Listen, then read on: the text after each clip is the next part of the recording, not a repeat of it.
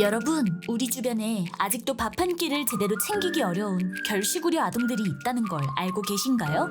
영상을 보신 후 댓글을 남겨주시면 결식우려 아동들에게 도시락이 전달된답니다.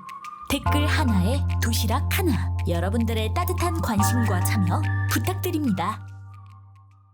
안녕하세요, 반갑습니다. 26일 저녁 8시 삼성은 갤럭시 언팩 라이브를 진행을 했습니다. 갤럭시 언팩 라이브 내용 간단하게 정리해서 전해드립니다. 자, 일반적으로 언팩 라이브를 진행할 경우 행사 내용을 정리하는데 애를 먹기 마련인데 이번 삼성 갤럭시 언팩은 꽤나 간단하게 정리를 해볼 수가 있을 것 같습니다. 자, 먼저 삼성은 Z 플립 5를 먼저 공개를 했습니다. 삼성이 공개한 Z 플립 5의 변화의 핵심이라고 한다면 커버 디스플레이와 힌지에 있습니다. 커버 디스플레이는 이전 세대 1.9인치보다 80% 가까이 커진 3.4인치로 변경을 했고요. 새로운 플렉스 힌지를 적용시켰습니다. 자, 커버 디스플레이가 커지면서 활용성이 좀 더 많아졌겠죠. 그리고 삼성은 언팩에서 이 부분을 상당히 강조했습니다. 자, 또한 힌지가 변경되면서 이제 접었을 때 플랫하게 접히고요. 삼성은 새로운 힌지 개발과 더불어서 디스플레이의 내구도 역시 향상시켰다고 밝혔습니다. 퀄컴의 스냅드래곤 8 젠 2 칩이 탑재되어 성능이 전반적으로 향상이 되었습니다. 하지만 카메라 및 배터리 용량 그리고 메모리 및 스토리지 용량 등 주요 스펙사항은 이전 세대와 동일하기 때문에 풀체인지의 개념보다는 부분 성능 개선 모델의 성격이 강하다고 볼 수 있을 것 같습니다. 자, 8월 1일부터 예약 판매가 시작되고요. 8월 11일 출시됩니다. 국내 판매가는 256GB 모델이 139만 9,200원, 512GB 모델이 152만 200원으로 이전 세대 대비 5만원 정도 가격이 인상되었습니다. 자, 다음으로 Z 폴드 5가 공개되었습니다. Z 폴드 5도 플립에서 적용된 플렉스 힌지가 적용되었으며 칩 역시 퀄컴의 스냅드래곤 8 젠 2 칩으로 변경되었습니다. 칩의 변경으로 성능은 좀 더 향상되었고요. 힌지가 바뀜으로 인해서 이전 세대보다 두께가 좀 더 얇아졌습니다. 제품의 무게도 10g 정도 가벼워지면서 제품의 그립감 및 휴대성이 향상되었다고 볼 수 있을 것 같습니다. 하지만 커버 디스플레이 사이즈가 커진 플립과는 다르게 폴드 5는 내외부 디스플레이 사이즈 및 카메라와 배터리 그리고 내부 메모리 및 스토리지 용량 등 주요 스펙이 이전 세대와 거의 동일하게 유지되고 있으므로 폴드 5도 성능 개선 모델의 느낌이 강한 것은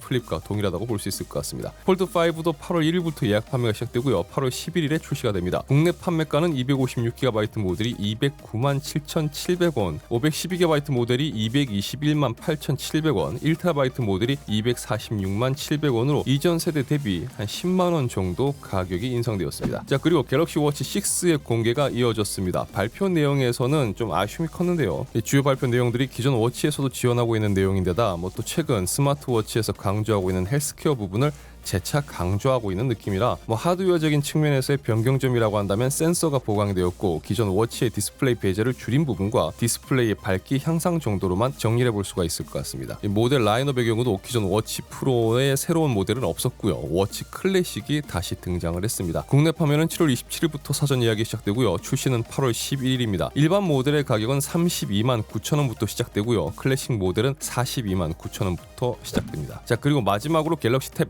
S9이 공개되었습니다. 퀄컴의 스냅드래곤 8 젠 2가 탑재가 되면서 성능이 향상되었고 갤럭시 탭에 처음 적용되는 베이퍼 챔버 방식의 쿨링 시스템이 적용되었습니다. 그리고 갤럭시 탭과 S펜 모두 최초로 IP68 등급의 방수 방진이 적용되었습니다. 디스플레이도 다이내믹 아몰레드 2X가 장착되었으며 120Hz의 가변 주사율 지원 및 비전 부스터 기능을 탑재해서 외부 조도에 따라서 색상도 자동으로 조절을 해줍니다. 그 외 디자인적으로는 후면 카메라가 이제 플로팅 디자인으로 변경되었고요. 전반적인 설계 부분이 변경되었다고 삼성은 밝혔습니다. 그나마 이번 언팩에서 기능적인 변경점이 컸던 게 갤럭시 탭 S9 시리즈가 아니었을까 생각을 해봅니다. 갤럭시 탭 S9은 S9, S9 플러스, S9 울트라 세 가지 모델을 출시가 되고요. 공홈 기준 탭 S9은 와이파이 버전이 99만 8,800원, 5G 버전이 121만 8천원부터 시작되고요. S9 플러스 모델은 와이파이 버전이 124만 8,500원, 5G 버전이 146만 8,500원부터 시작이 됩니다. S9 울트라 모델은 와이파이 버전이 159만 8,300원 그리고 5G 버전이 181만 8,300원부터 시작됩니다. 27일부터 사전 예약을 시작하고요. 출시는 8월 11일입니다. 아주 깔끔하게 그리고 짧게 진행된 언팩이었습니다. 공개된 내용과 삼성의 새로운 Z 플립 그리고 Z 폴드 여기에 워치와 탭 S9까지 아마 발표된 내용 보신 분들은 다양한 생각들을 하실 텐데요. 솔직히 개인적으로 공개된 제품 중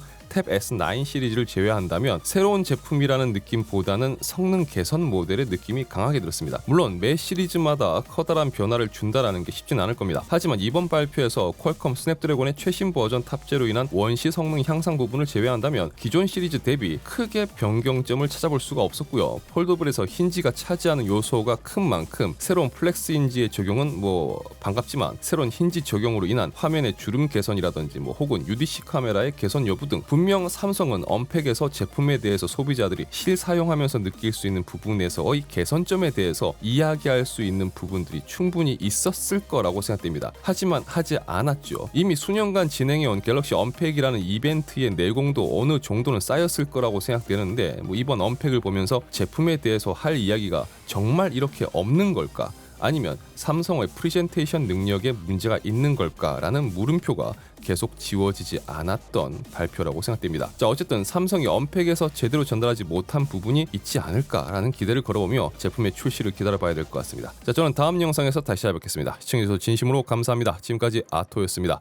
행복한 하루 되세요. 감사합니다.